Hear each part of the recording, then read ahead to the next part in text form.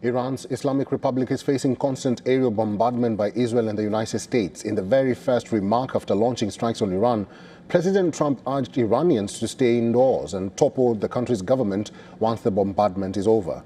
10 days into the constant attacks and counterattacks, the deadline for the completion of Operation Epic Fury and Israel's Operation Roaring Lion remains uncertain. Iran's Islamic Republic is not just withstanding constant attacks, they are fighting back with waves of missiles and drone attacks across West Asia. From Persian waters to Cyprus in the Mediterranean, Iranian missiles are flying across the region. Gulf countries are caught in Iranian counterattacks.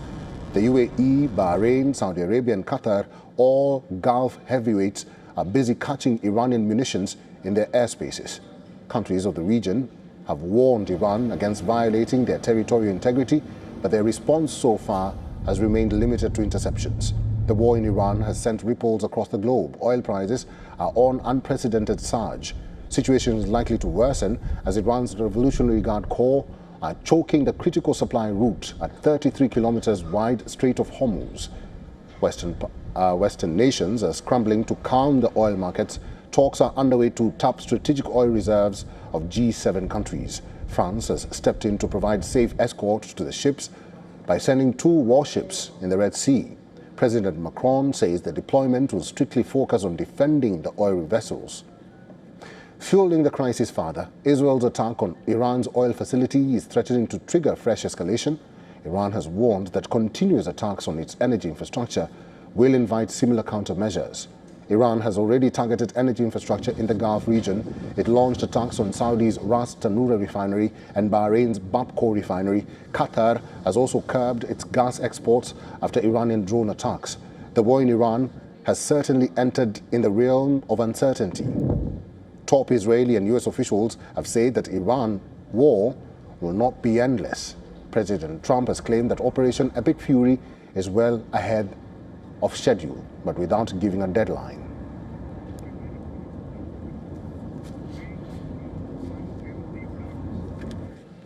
Susan Teherani is our correspondent. She is live in New York. Susan, good to see you again. The statements by U.S. officials is changing over time. Now we are hearing from Marco Rubio, who says that Iran is worsening the situation by attacking Gulf countries. Now he's shifting the blame to Iran.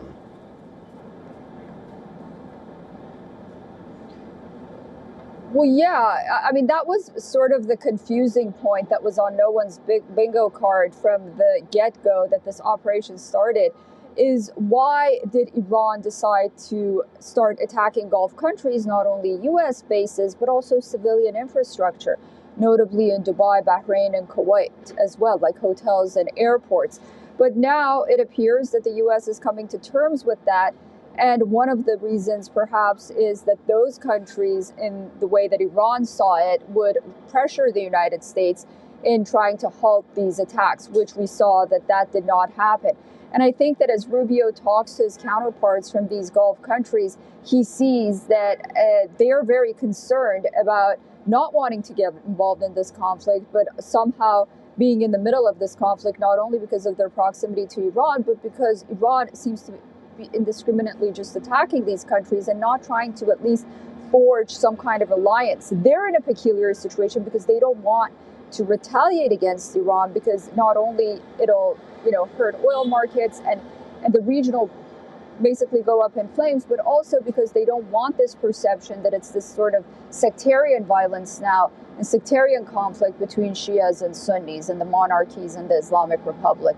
So, yeah, not surprising that Rubio would say something like that. But I think the surprising aspect was to what extent Iran is going after these countries after its president sort of backtracked and apologized, but its military continued to attack it. Susan, there is a new supreme leader in Iran, and that is Mojtaba Khamenei. I've not heard any word from the United States concerning the new supreme leader. Have you? No, we just heard earlier from President Trump, who called him a lightweight. He's, of course, the son of the former supreme leader. He called him a lightweight. He said it's a no-go and that the United States wouldn't accept that. after his appointment, we've not only not heard on the part of anything on the part of the United States, we've also not heard from him either, not just after his appointment, but there seems to be only a single or maybe two videos circulating of him on the internet. So, he's very well known with name recognition, but there's just not so much we know about him, or even how he sounds, or how he plans to move forward governing the country. And perhaps the United States is waiting for some statement from the new supreme leader so they can react. But as far as President Trump is concerned, earlier he said that this individual was a no-go, at least for the U.S. All right, let's just wait and see if indeed the new supreme leader of Iran, Mojtaba Khamenei, will speak to the public and we get to hear how he sounds. Susan Tehrani, thank you.